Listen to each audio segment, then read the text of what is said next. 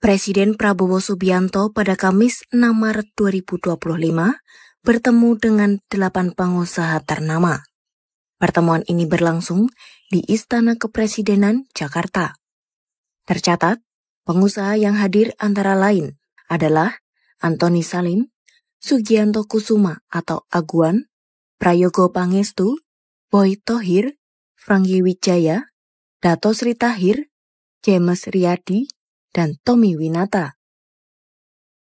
Berdasarkan keterangan dari Sekretariat Presiden pada Jumat 7 Maret 2025, pertemuan ini bertujuan untuk membahas strategi antara pemerintah dan pelaku usaha dalam mendukung pertumbuhan ekonomi nasional serta program prioritas yang sedang dijalankan. Assalamualaikum warahmatullahi wabarakatuh. Waalaikumsalam warahmatullahi wabarakatuh. Alhamdulillahirabbil alamin. Pemirsa, kita dalam semangat beribadah kepada Allah Subhanahu wa taala, Bung kameramen terus membuka halaman demi halaman, poin demi poin, paragraf demi paragraf, dibacain berita untuk menjadi pengetahuan dan sikap yang tepat sebagai warga bangsa yang memiliki pemahaman ad-dinul Islam. Silakan Bung kameramen. Baik, alhamdulillah Bu Alfian, kita bisa berjumpa kembali di bulan Ramadan. Mudah-mudahan Bung Alfian dan seluruh penonton channel Bung Alfian puasanya lancar dan Amin. Dijauhkan dari godaan setan Mulyono. Bung Alfian, kita seluruh masyarakat memahami pagar laut PSN itu menjadi masalah yang sangat merusak kedaulatan ya Bung Alfian. Nah tapi kan ada dua hal yang belum kita pernah bahas lagi Bung Alfian, maksudnya belum kita update lah di channel Bung Alfian, yaitu ada dua hal. Yang pertama, pemberian karpet merah pengundangan Aguan dan teman-temannya ke istana.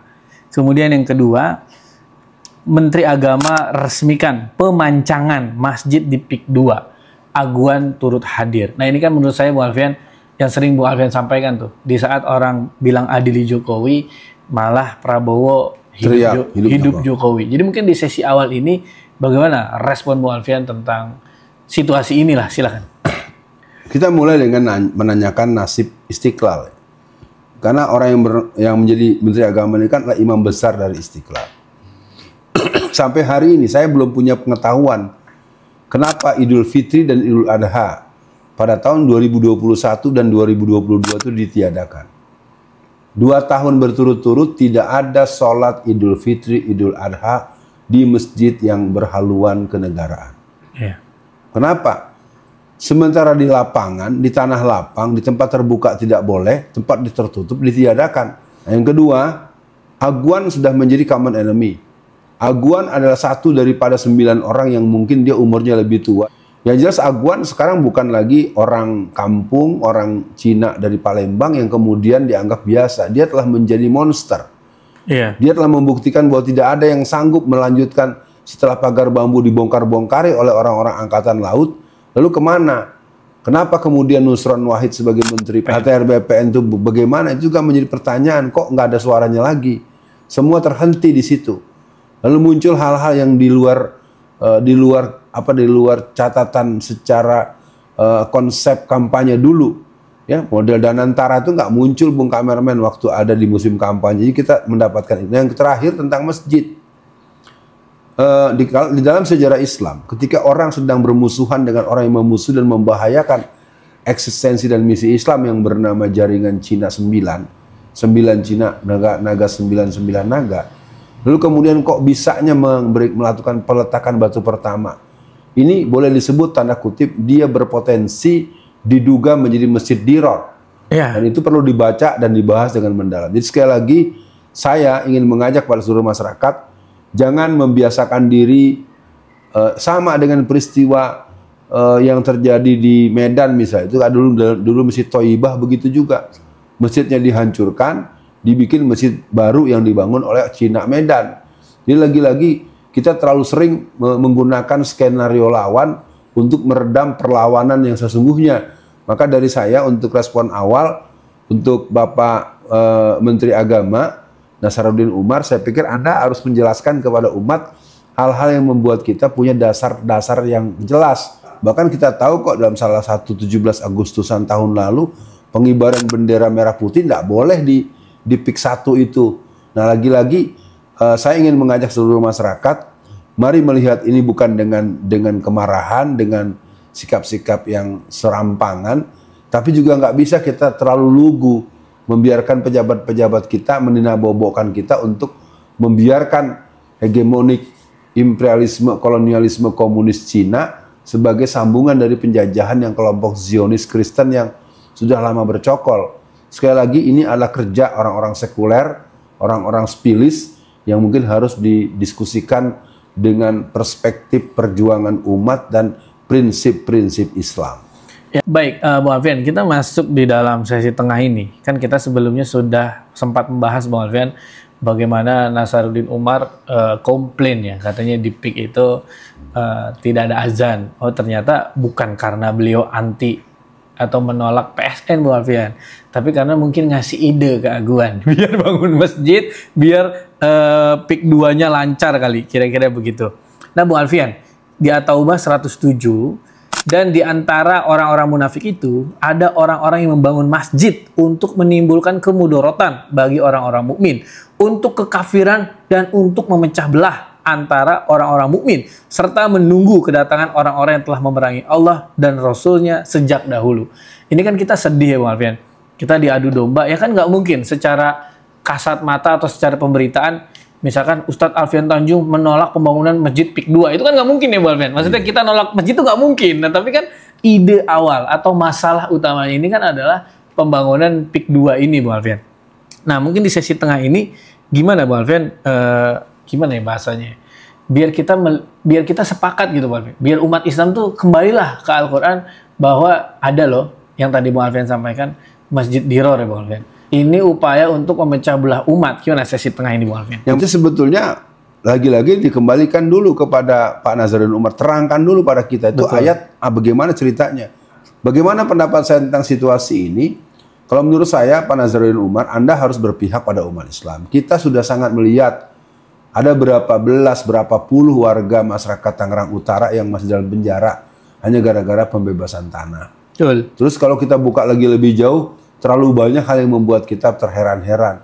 Kenapa kemudian lalu kasus bambu yang berhubungan dengan sebenarnya ini kan muaranya ini kan ke Aguan sebetulnya, tapi kan terhenti kemudian sampai ke kepala desa Kohot. Lalu urusan ini kan urusan katakan secara faktual dari 30,16 km kan 16 kecamatan. Kenapa lalu kemudian hanya satu orang saja kepala desa Secuil saja yang ada di Kohot? Lagi-lagi untuk respon tengahan ini saya ingin mengatakan pembangunan masjid ini dihentikan dulu sampai ada penjelasan. Kita tidak menolak masjidnya, tetapi kita ingin jangan suka mengalih-alihkan proses yang sedang terjadi. Kita ingin PIK 2 pertama berubah kembali bukan PSN. Betul. Umumkan dulu Pak Prabowo bahwa yang PIK 2 ini bukan PSN. Itu harus resmi. Boleh Anda menggunakan kementerian atau menggunakan juru bicara atau Menko Polhukam atau apapun dah yang mungkin Anda bicara. Yang berikutnya buat masyarakat, saya ingin mengajak di bulan mulia ini juga dikenal dengan bulan jihad. Kesultanan Banten sudah terang menerang, sudah terang benderang memberikan ikrar terhadap perang terhadap kemungkinan terburuk yang akan terjadi dengan pengepungan mereka dari Tanjung Kait sampai Tanjung Lesung. Semua orang sudah mendengar itu. Jadi intinya situasi kita sangat tidak baik-baik saja. Situasi kita penuh dengan manipulasi, dengan intimidasi dan pembohongan publik terhadap apa yang sebenarnya terjadi. Kepada siapapun, saya menghimbau di bagian tengah ini, ayo jangan lakukan kejahatan yang membuat sesalan buat generasi di belakang kita. Ya, Bu Alfian, lagi-lagi Masjid Diror atau yang membuat pemecah belahan umat ya, Bu Alfian. Kita kembali ke berita sebentar. Agung Sedayo Group ingin menjadikan masjid ini sebagai ikon keagamaan yang menyejukkan di kawasan PIK. Menak Nasaruddin Umar menambahkan, masjid harus menjadi tempat untuk memperkuat umat sehingga dapat memberikan manfaat yang lebih luas. Menak berharap agar Masjid Al-Ikhlas tidak hanya menjadi tempat ibadah, tetapi juga menjadi pusat kegiatan yang melibatkan seluruh lapisan masyarakat, baik umat Islam dan non-Islam. Nah, ini aneh nih. Pada masa Rasulullah, masjid bisa menjadi tempat pertemuan, pertunjukan seni, pelatihan bela diri, bahkan tempat untuk merencanakan strategi perang. Tapi nggak boleh bahas politik. Menak juga mengungkapkan bahwa selain Masjid Al-Ikhlas akan dibangun 2 masjid lain, yaitu Al-Khairiyah dan Masjid Agung As-Adiyah. Dengan bertambahnya masjid, kita berharap akan ada penguatan umat dan semakin banyak keberkahan yang datang bagi kita semua. Lagi-lagi Bung Alfian, Masjid Diror 1 aja udah mecah belah, mau nambahin 2 lagi jadi 3 Masjid Diror. Jadi mungkin untuk akhir sesi kali ini, agar umat Islam khususnya mungkin ya warga Jakarta dan Banten tidak tergocek nih Bung Alfian dengan pembangunan masjid. Nah, ini kan Al-Ikhlas dibangun nih Bung Alfian. Nanti kalau udah semakin luas ternyata nggak ada tanah lagi, ya mereka tinggal sepik aja, oh nggak jadi nih bangun masjid. Pokoknya kita bukan soal masjidnya, kita soal PSN-nya. Untuk closingnya silakan Bung Alfian. Artinya kalau mau bangun masjid jangan cuman sekedar meredam kemarahan. Nah, ya kita ingin katakan bahwa PIK harus beralih jadi sebuah bisnis swasta dan PIK-nya dicabut dulu dari PSN. Nah, kalau memang tidak ya sekaligus kita katakan bahwa seluruh yang sedang dibangun ini merupakan bagian daripada operasi pelumpuhan kesadaran terhadap penjajahan Cina yang memang sudah merajalela. betul. Karena memang terus terang Bung Kameramen, saya yang pernah merasakan langsung masuk penjara karena membahas bahaya penjajahan Cina. Saya melihat ini akal-akalan. Dan saya nggak yakin ya bahwa kalau Menteri Agama tidak mendapatkan treatment tertentu. Rumusnya 2 kok Bung Kameramen, pembinaan atau pembinasaan. Betul. Ya kan? Iming-iming atau ancaman. Kira-kira begitu. Dan itu menjadi catatan buat semua masyarakat. Ayo jangan lengah, negeri ini dalam bahaya. Operasi Obor, operasi NWO itu harus dipahami sebagai sebuah operasi yang sedang terjadi, sedang berlangsung.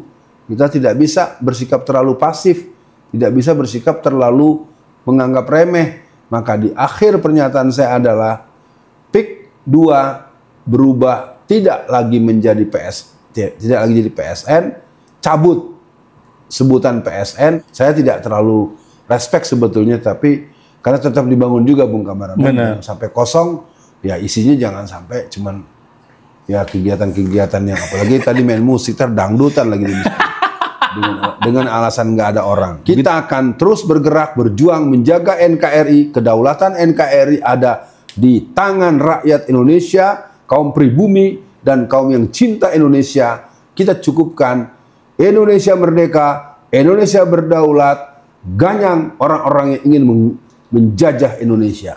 Assalamualaikum warahmatullahi wabarakatuh.